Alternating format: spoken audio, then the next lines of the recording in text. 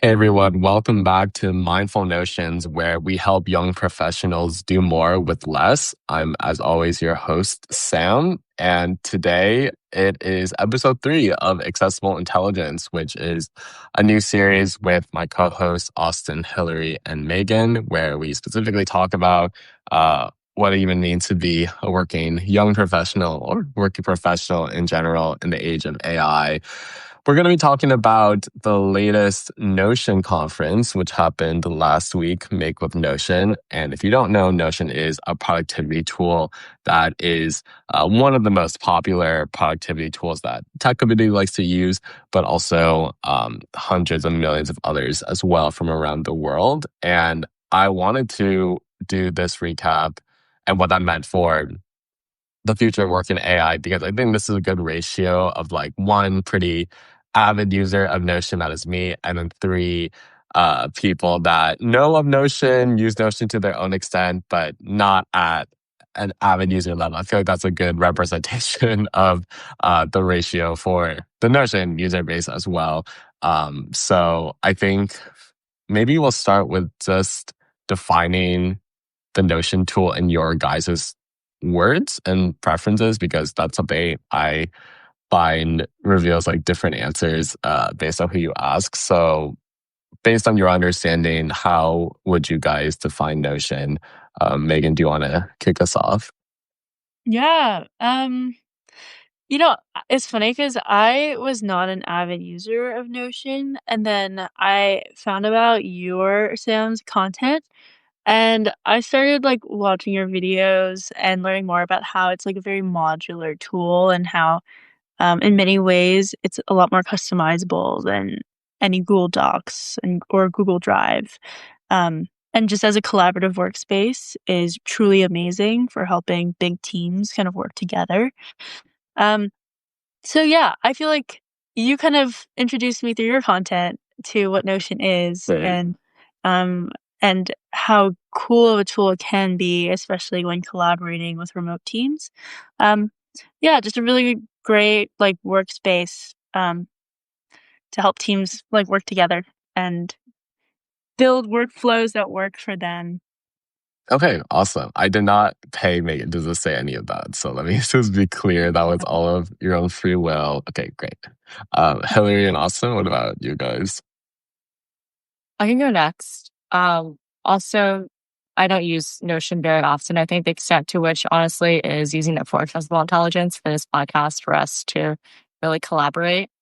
Um, I do see the advantages of Notion very much so, and the way I see it is kind of um, a version of Google Drive in some ways, in the sense that it, to me, is first and foremost like an organizational tool. But what I see as an advantage over Google Drive is that one, like the unit isn't necessarily the form of like a document. And there's more opportunity to incorporate other types of media. And at the same time, the overall interface is just more customizable, where it's not just like a folder. And it's like the same folder over and over, or there are like some stock images, or you can upload your own photo or something like that. It's the way it looks and the way it's organized can very much be based on what the user wants. So I see the advantages, but that being said, I am not an avid user, so we can go in a little bit to that section later as needed. Yeah, we will. Yes. Yeah. I'm also not an avid user. I think my initial thoughts were very similar to what Hillary just said, in that what I was going to say was, I mean, she kind of stole it from me, but I was going to compare it to Google Drive in terms of I see it having that same function of that shared workspace where you can keep documents, where you can work out of all of the same functions. It just does it better. Like Hillary said, it maybe has more um, more adaptability, more, I think Megan said this, but modularity. I don't know if that's a real word, but ability to really adapt it to how you want. I think for me, something I've personally been using it for is more of just a data storage space, where if I want to work out of it and then work on my computer or work on something else, I don't feel like I need to log into anything, or I can pull up an app and then it's all there, the same thing. something I really want to start using it for that I haven't yet. And I only actually, right before this, Hillary and I were looking around, and I saw this was something you could do. But I want to try using it as a data storage, but integrated with the AI tool. Mhm. In terms Yeah. of putting a bunch of documents there, then kind of going to the AI page and saying, hey, looking through all these documents, what is this you can tell me, or what documents would you pair together? Stuff like that, where tying the data storage part of Google Drive, but the AI forward that Notion seems to have very uniquely. Yeah, see, three very wildly different, I think, takes, or at least just different ways to talk about Notion. I feel like that is always the hardest part of coming to like a general understanding of what this tool really is. Is it Google Drive, but is it something more? How AI is it versus how manual it is? I mean, I think there's a lot of similarities with how I think people talk about Notion and how they talk about AI, at least like from the young professional context, where I just hear it used a lot in the same way of like, in a casual way where you're expected to know what the other person is saying when they just say like, oh, I use AI or I use Notion, but actually just means very different things. I think at its core, Notion is just like a productivity tool, both on the personal level, but now increasingly on the teams and enterprise level. And that's why the conference, both this year and our first one that we had last year, is so much centered around just workflows, both like autonomous workflows, but then actual like human-led workflows. And then this year, it's been very focused on AI and AI agents. That was the dominant thing for the Notion keynote that our CEO, Ivan, or the Notion CEO, Ivan, led. We talked about shipping with the confidence in the age of AI, building AI first business, AI Progress Unpacked, which happened with some of our friends from Anthropic. I'm curious, based on if you guys looked at the conference programming or just your general impressions from the conference, what stood out to you? Because again, I think the three of you are closer to the average Notion user than I am. I think one of the truest statements I heard this past week was like, the Notion ambassador does not represent the average user. And that is always an important thing to keep in mind, because if you solve for our pain points, you would get a much more advanced version of Notion, which is not necessarily the goal, or just like it would be too much at once. So I'm curious, based on what you guys just have seen from the conference programming or heard from me or other people, what was standing out to you? I can start just in that what you said about the Notion ambassador not being the maybe typical Notion user stands out, just because to me it just feels like there's too much potential almost. That you can just do so much, but at that point, I don't really know what to do with it. And as you told me yourself, the more you use it, the more you figure out what you can do, what you might want to do. But if you're not using it that much, then you're not exploring that. One thing I'd want to ask you in terms of that is you mentioned that the Notion conference talked a lot about and really focused on this new agent tool. Mm-hmm. And Hillary and I, right before this, we had some time and so like, okay, well, we'll experiment with the AI, the Notion AI agents. And we sat there and like, what do you use an agent for?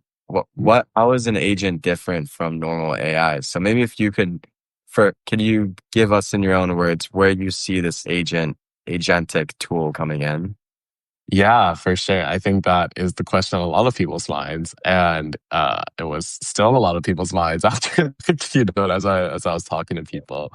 So Notion's been around for coming up on a decade in some shape or form, and we kind of view Agent as the third iteration of Notion. So the first iteration of Notion was just what you see when you open the app right now on your phone or computer. It's just the page, right? Like Notion is built on pages. So when you're making your to-do list, to making your complicated like product requirement docs, to any use case, like that is Notion 1.0. When Notion became popularized and wasn't just among like, let's say, early adopters or productivity nerds and geeks, that was roughly Notion 2.0.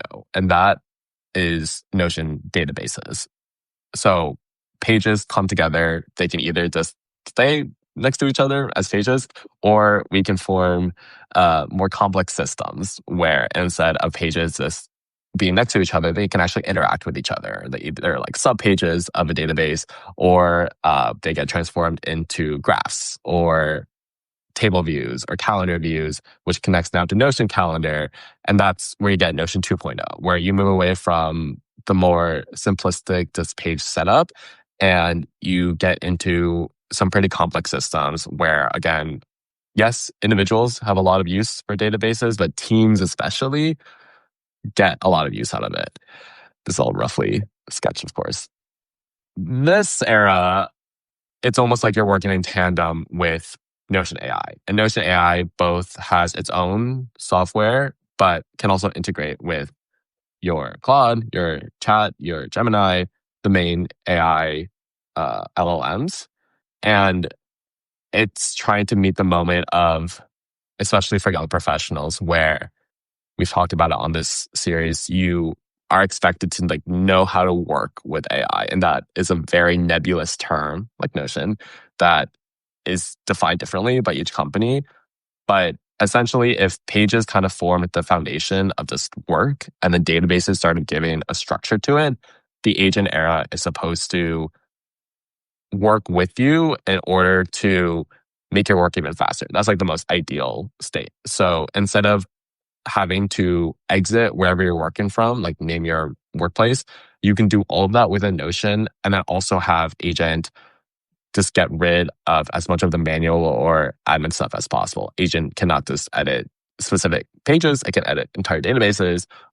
There's calendar agent coming, mail agent coming. So it's meant to reduce the administrative load as much as possible. So that's how I would describe the current moment. Thoughts, questions about it? I can go. I think one thought I have is I would say almost like a baseline assumption is that you have a workflow already in place, right? Because when you think about all of these optimizations, it's optimizing an existing process. But I think something that I don't know rings true for me, especially I would say at an individual level. I can't speak so much to like a team level where structure is maybe more formalized, but like especially when I'm looking at my own work streams, like for instance, like how I literally organize like my posts and stuff like that for Scaffold. It's not necessarily the most organized thing. Yeah. And I think I'm like generally an organized person, but sometimes, especially when you're building new systems, you're starting new things, it's hard to know exactly what you want in the moment. And part of it is like accepting the disorganization of that and just going with the flow sometimes. So I think to me, that comes across as like a barrier when I think about using something like Notion in the sense of I understand its potential. Like I understand like what it could do for me. But I think because I'm partly going in without a clear sense of like what my input would be, like what I would want to optimize, like the process I would want to improve in the first place. It makes me unsure about what I could get from it sometimes. But that's just my perspective and my reaction. Yeah, that makes sense. Megan, did you want to get in as well? No, I think that's a really interesting point. That kind of like brings up maybe I'm kind of curious about like who Notion develops for. Like who is like the target audience for Notion? And I guess yeah, I'm curious if you know about how kind of like this cult sort of love for Notion kind of where it came from, like what communities it kind of started in. Yeah. Oh, this has really just become like a grill fest for Notion. Near the defense. Honestly, Nice. we kind of need that though, because I mean, I'm very lucky. We're in a lot of spaces where Notion's like super beloved and it's just that's the baseline assumption. But again, that's not the average user and not necessarily who Notion wants to cater to all the time, which is just people who already love the product.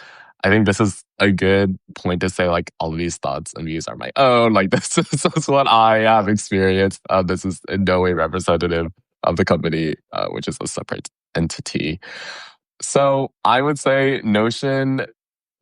I think right now Notion caters most to like the prosumer, like the professional consumer, where like you're not just gonna.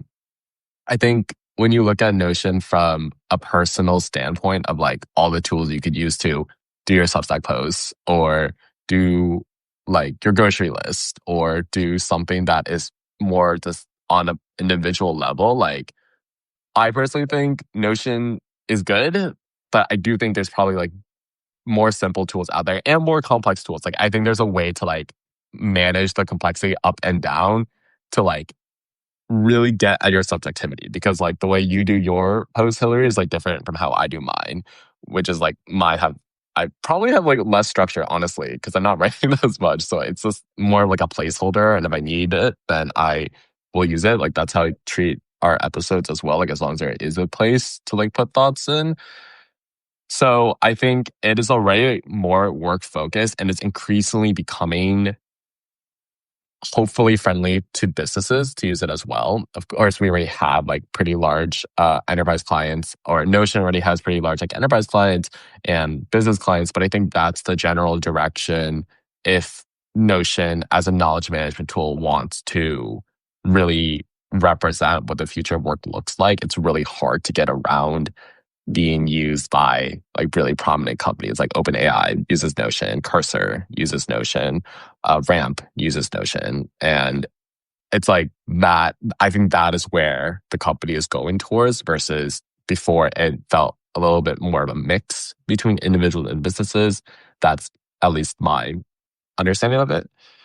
In terms of why there's such a rabid community for it, I think that is like a miracle, honestly. Like it's quite rare for a tech SaaS product, software as a service, SaaS product to like get this type of reception. I mean, you can see it on LinkedIn, X, Reddit. Like people really care. It's not just like, yes, there's the adulation of like, wow, like offline mode's great or agent's great or Notion AI is great. People have genuine critiques of how to get the product to be better. And I think that type of energy started from Notion's early days in like the late teens of the 2000s, where I feel like the core team at the beginning, including the CEO, Ivan, and Akshay as well, like they were the super customer focused and like just in the tickets responding. I think there used to be a requirement where when you became a Notino, which is what the Notion employees call themselves, like you had to spend at least an hour just answering like customer support tickets, like understand really the customer perspective. So I think the company had just built a culture very early on of like, yes, of course, in general, like probably feedback is important for a company, but I think that they probably just took it to another level. And then what started as like maybe informal groups on the internet just talking about their love for Notion turned into people making their businesses off of Notion, which turned into more criticisms, like in a good way, constructive criticisms of the product that have continuously been incorporated. And to this day, I think that the biggest point of someone like me and Notion ambassador is that we get to test features early.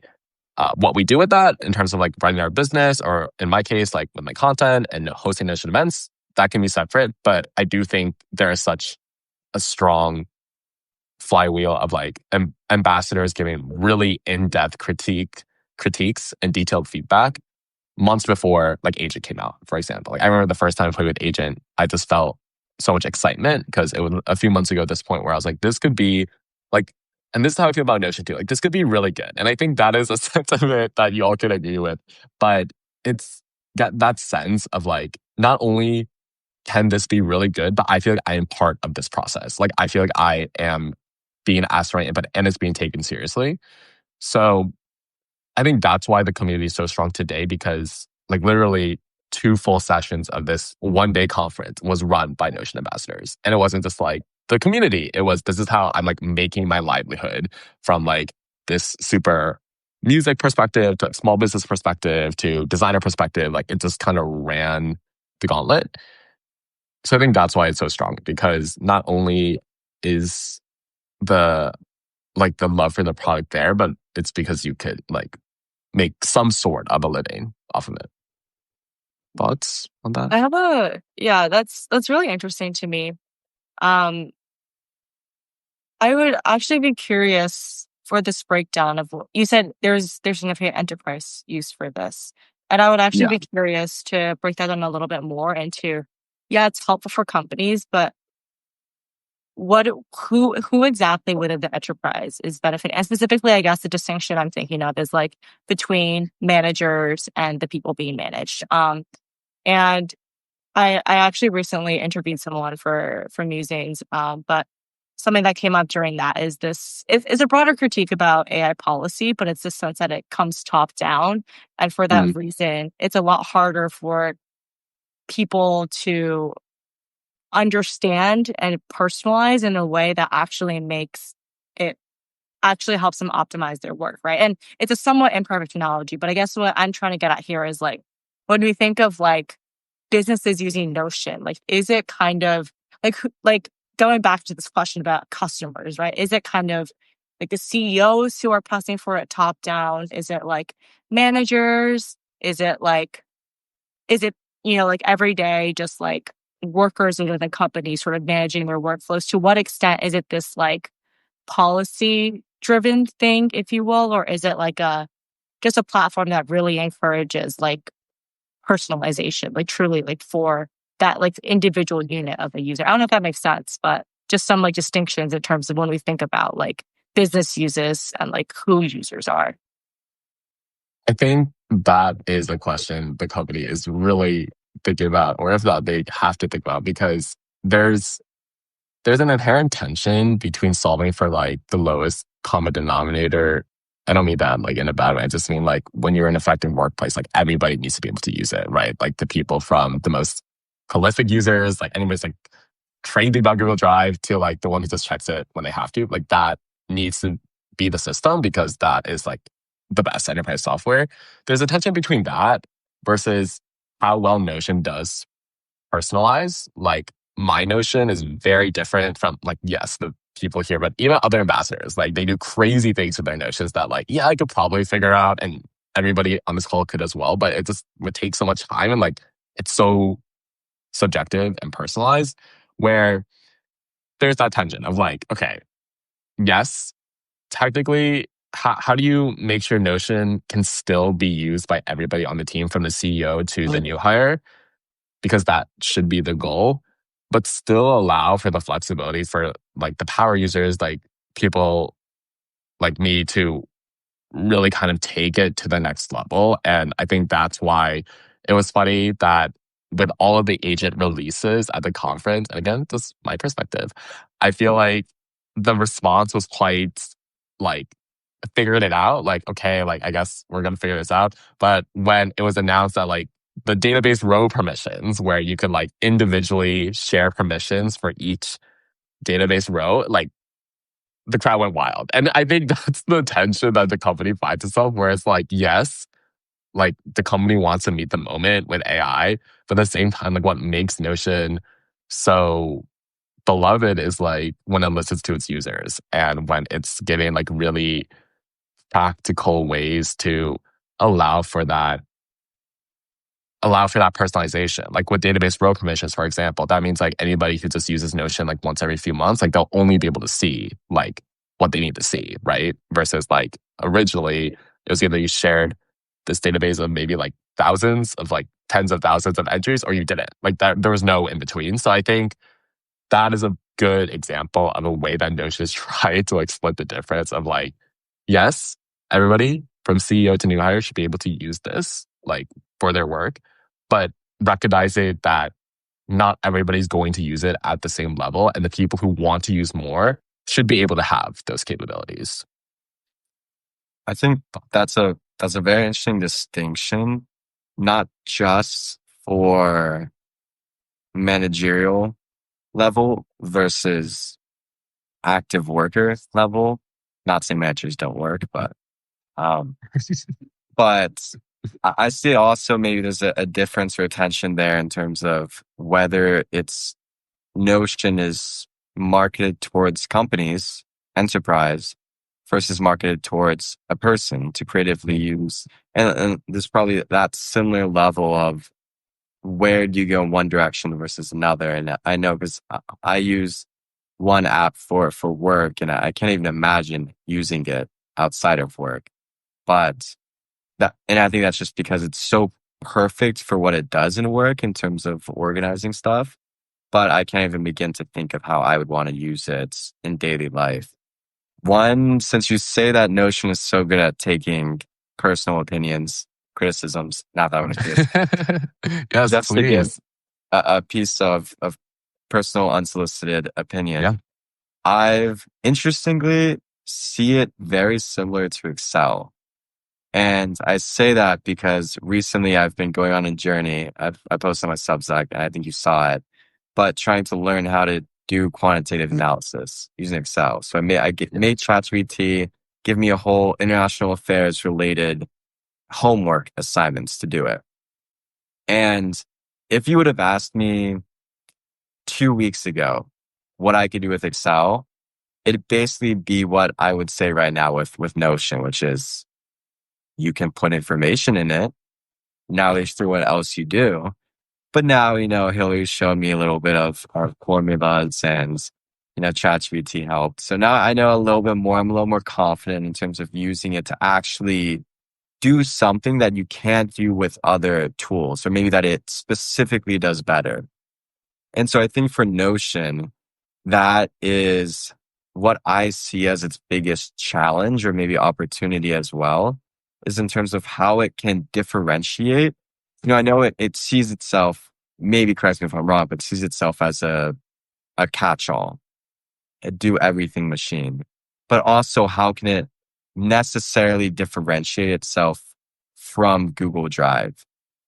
And it seems like what you're saying is the ability here is the database ability, is the AI integration. But really what will be the difference maker is if a person learns how to use it. Similar to how I learned how to use Excel, because before it was just a data organization. I can create the charts, I put in the tools, that was it. But once you get into it, learn how to use it, and once you know what it specifically is good for, I think that's how when tools become that bigger product, that more part of a person's life. Right. Megan, what are your thoughts on how Notion compares to maybe other tools you interact with? Yeah, I mean, I think for me, having taken a lot of computer science courses, I know I don't currently use Notion super extensively, except for working with I do UGC sometimes with various tech startups, and they always use Notion because it's a great collaborative tool. But I think in my own life, the time when I found it the most helpful was for when I was taking notes in my computer science classes, because you can take notes in perfectly formatted code in Notion in a way that Google Docs does not let you. And I thought it was really great, really fun. I was like, wow, that's awesome. Um, but yeah, I think maybe the barrier for me in adopting Notion more is probably the fact that there is so much possibility. I feel like we were talking about this when Hillary was was speaking earlier, but there's so many, if you know the right plugins, if you know the right formulas, there's so much you can do with Notion, and that's a bit intimidating, which is funny Yeah. because you're like, wow, I'm gonna give you this tool that'll answer all your problems if you know how to use it right. And I think maybe this is also the problem we're seeing with AI in the corporate world as well. With that article with Austin's podcast for accessible intelligence last week. Sometimes when you're given the perfect answer to something, if you just don't know how to implement it seamlessly into your own life, it's a little intimidating and hard to use. And maybe I'm feeling that kind of bottleneck in my own life when presented some of these tools, even like Notion. Something I've just been reflecting on lately, because I know I'm quite aware that Notion has so many great features. I just haven't figured out how to integrate them seamlessly into my life.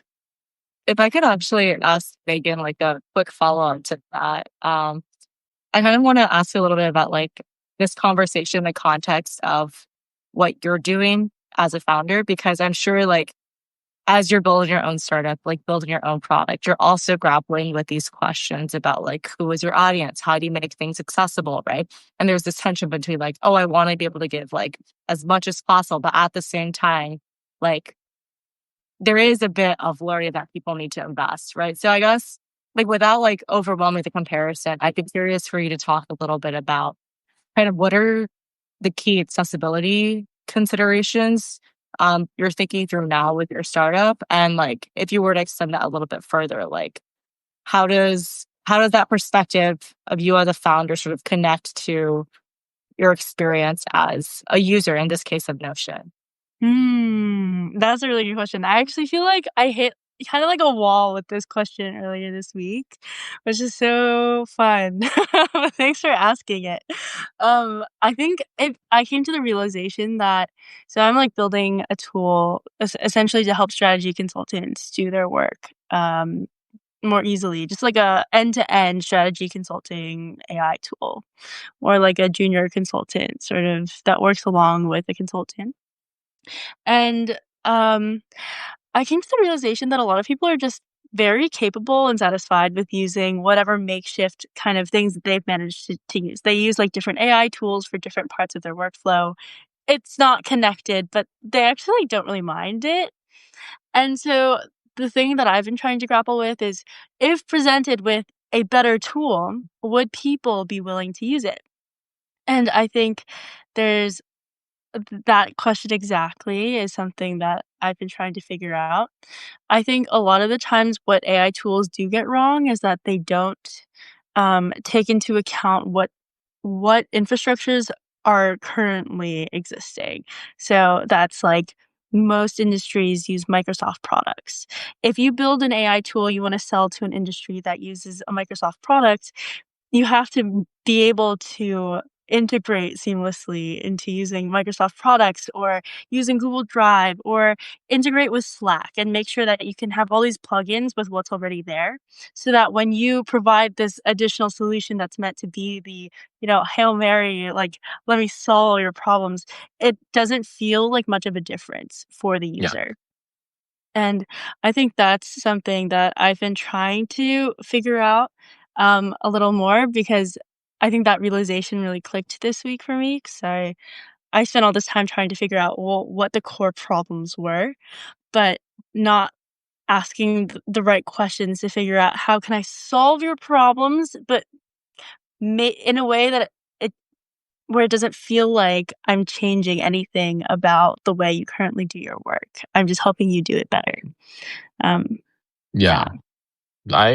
That makes a lot of sense to me. I think something that I've noticed with Notion is like for a startup, it has a relatively long history at this point. Like it's been around for near a decade, and I mean it's only grown in popularity, I would say, within the past 5. But there's something about also just being able to wait out people or companies that come and go, which is like a little ironic because obviously the startup life is very much like come and go. You're trying to get acquired, but I think the longer I have done Notion content, I think we're past 2 years now, the more I get some of those latent consumers, including my own family, where like last month, my sister, who is like one of the smartest people I know, very type A, like doesn't really use Notion. She's like, okay, I think we need to use Notion for like our family travel because it's becoming too much. Like it's also just an accumulation thing where just building off your point, like a way to show that your product or whatever you use is helpful is just the longevity. And again, in startup world, like that's not necessarily the goal to like always be at that company. But I do think at least for like a content creator who's done stuff for Notion a long time, it's pretty hard to argue at this point that I don't genuinely enjoy and like believe in this product because I don't come and go. I just kind of am here and just keep using it. So I think that is also a big selling point where you have Notion ambassadors who have done years of this. So also like when you enter the community for Notion ambassadors, which is not easy at all, actually, we may work on that. But like there are people that have tried ideas for years and like are just very smart and capable of what they do with their systems. So I think there's also a testament to Notion's success. It's like how long it's managed. Both its product, but also now its community. What do you think about that, Megan? As a founder, I think something that resonates with me, especially, is this aspect of like community promotion, right? The sense of like you can say what you want as like a founder, but for it to sort of resonate with an audience, in some ways you need an intermediary and people who have ins with other communities to sort of proliferate that. So Carrie, I don't know, it's super. I feel like this is a really interesting conversation to like understand. We're talking about Notion as like, I don't know if late stage startup is like quite the right word, but like a long term startup versus like Megan, you're very much doing something a lot newer. So like how you're incorporating those insights and like as we're sort of critiquing and discussing the product now, like how that reflects on your own experiences.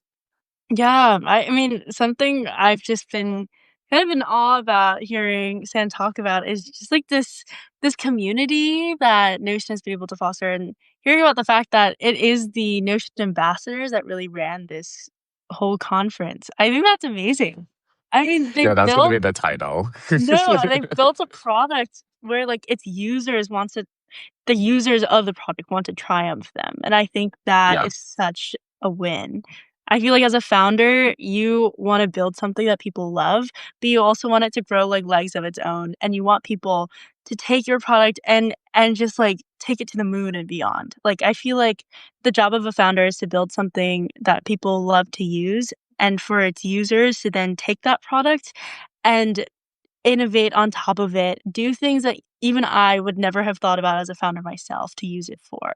And I think that's the dream. And so for me, just like, I feel like I've always used Notion as kind of like a case study of what to do right when it comes to listening to your users, taking feedback very seriously, and kind of like using that as your guiding star for figuring out like what you should be prioritizing and figuring out how to build good products, because I think they've done that incredibly well. And it's not just like the effectiveness of the product, it's also that Notion is quite committed to making it beautiful. Like I think one of the taglines is because software should be beautiful.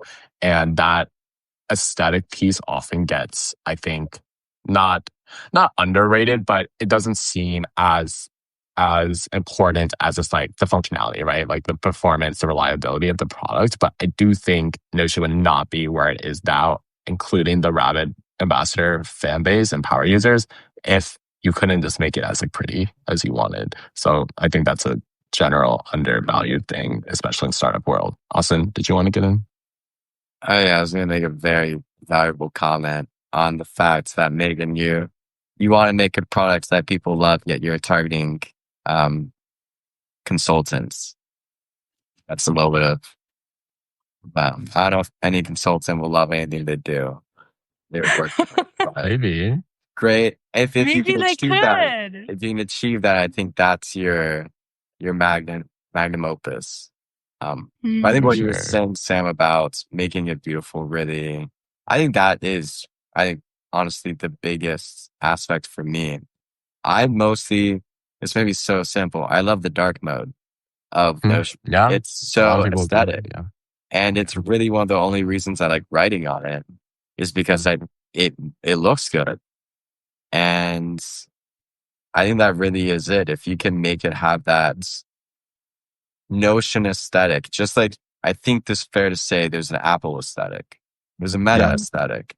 If you can have its own identifiable almost color scheme or, anything associated with it, I think that's what separates something as a product in a way. And that's actually like one of the sessions we did with a Uniqlo executive, actually. So I don't know if that means Austin gets like a main stage like speaker pass for next year, but I think that's like what we talked about. Where I'll head up Ivan. I got you. But we talked about like how with Uniqlo, like you get to see the clothing, like it's Uniqlo. Like you don't need to see like a brand name. Like you understand like the type of clothing that Uniqlo is. Like that's what I think Notion tries to be, a software where like you instantly can tell when it's a Notion page versus like maybe for other bigger players, like sometimes it can be a little hard to differentiate. But I do think I mean, I'm biased, so I get very excited when I see somebody use a Notion page. But I think there's something to be said when like I can recognize it really easily, even just by a glance, like going in the coffee shop or something like that. I think just Oh yeah, go ahead. one last quick thing. I think this is something I've been thinking about a little bit. I'm not sure if this is something that I've made up or whether it actually exists. But I think there is an aesthetic to the new era, to this era of AI, clean energy. I think there is something there where when you see, and maybe I'm going completely off the rails here, but I think when you Hillary seems to think so, yeah. I mean, maybe this is just for someone who's working, but I think when you see a Google Doc or you see, Teams, there's a visceral reaction where it feels like manual labor. It feels like something that's slow that you kind of have to drag, pull. But I think when people think about the future, when people, we're reading this book for a book club right now, Psalm for the Wild Built, I think. Yeah. But it's this in the future where they somehow figured out clean energy. They figured out everything. I think AI has this aesthetic with it in terms of sleekness that I think needs to be harnessed to really do well in this era. Something about simplicity, about sleekness, about this futuristic design just goes with it. That I think maybe in my head is that's what will replace these traditional players, legacy players, is just aesthetics. Right. That's fair. If I could Hillary. just I see what you're saying. I see the point about a clean aesthetic. I'll say this conversation overall has made me excited in the sense that I love, or like I said, I do love organizing things. I love building structure out things. But when I do think about building those structures, I think for me, I do still think about opening up my notes app and just jotting down bullet points and then sub points and stuff like that. And it is clunky. I know it looks horrible. It doesn't look as nearly as good as what it could look like in Notion. I'm aware of that, but for me, that remains kind of the dominant forum, irrespective of the aesthetics. So I just wanted to voice that in the sense that I am, especially through this conversation, having talked about it for however long, 45 minutes, it makes me really excited to think about a possibility of optimizing my work stream and optimizing my productivity.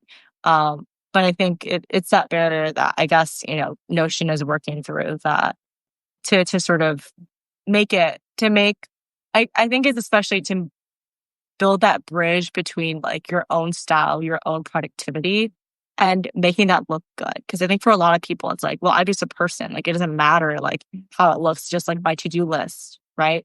But how do you even get an average person, as an individual, as a creator, as an employee, whatever it is, to imagine their workflow as something that can be really as something that's pretty, as something that's aesthetic. I think there is something there to that last point you made, Sam, about aesthetics being a sense of a reflection of formality, of legitimacy in some way.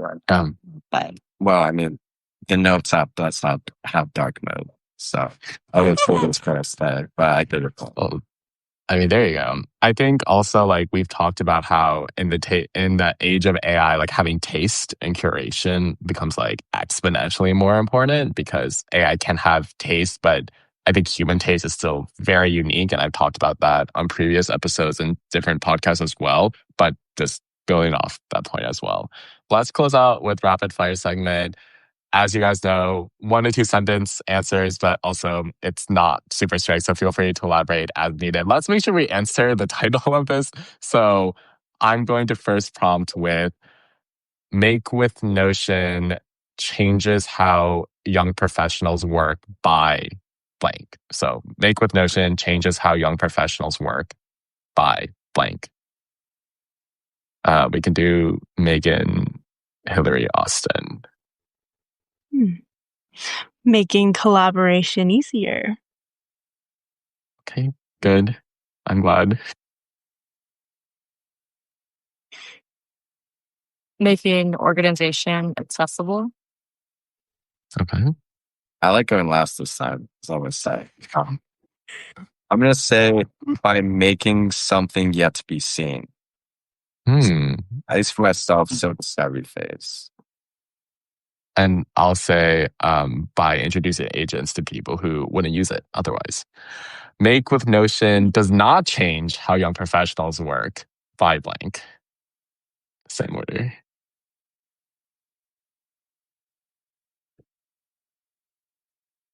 It's a thinker.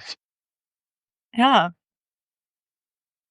But could you clarify that question? Sorry. So like you're saying it has this feature, but that feature won't change the way that young That's one way to put it, or just be like, with all these features, yeah, basically. I mean, I would just rephrase it in my head. Just like, yeah, like Make with Notion has released all these great features, but like it in this way, it doesn't really matter. Like young professionals will still have to like work, for example, or like will still have to do this, which I guess would be my answer. But if that helps at all.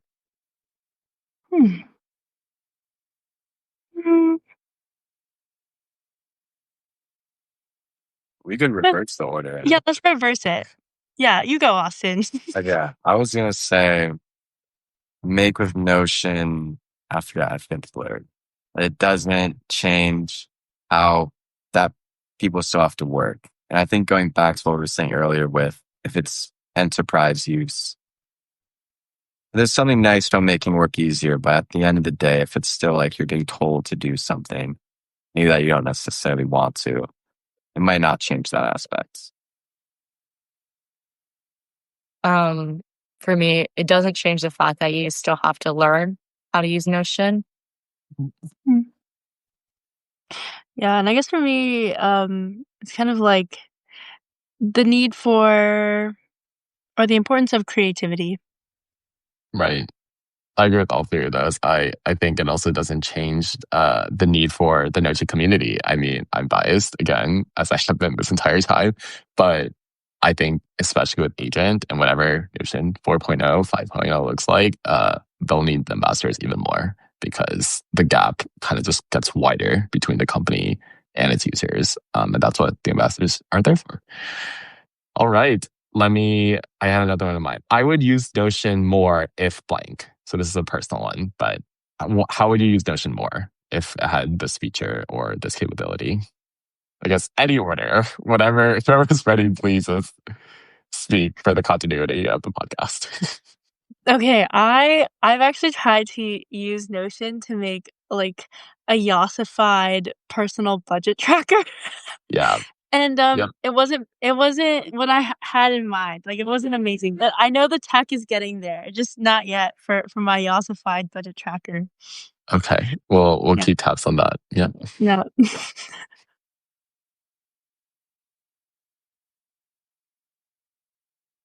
I would say I would use Notion more if I, to be honest, saw it as more of a AI wrap. As to me, I haven't yet gotten to the point where I don't see it as anything more than a Google Docs or a synthesizer or a data storage place. I don't see it similar to how I would see Perplexity or some other tool that I see as AI first. I go there to the AI page to use it that way. Yeah, hopefully we are changing that. But yeah, I agree. I would use it more if I could import my Google Drive history. I think there's a lot there. My Georgetown Drive is filled with like everything I did from my time there, basically. And that in itself to me is like a source of legitimacy for that platform because I can just go back and reopen it.